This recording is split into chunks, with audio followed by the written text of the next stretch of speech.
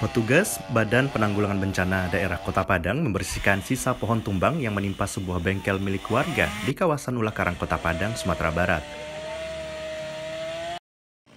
Pohon tumbang terjadi setelah angin kencang melanda Kota Padang Rabu siang 23 Juni.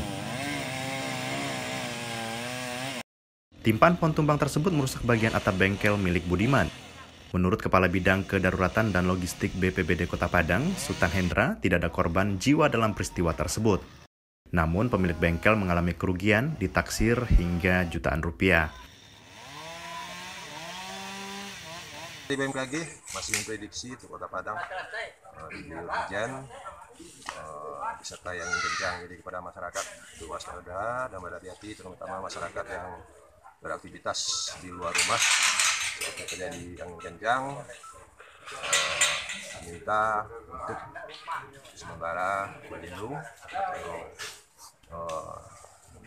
menghindar, dan satu hal suatu yang terjadi kencang juga jangan parkir di bawah pohon, itu akan beresiko juga terhadap kendaraan maupun jiwa.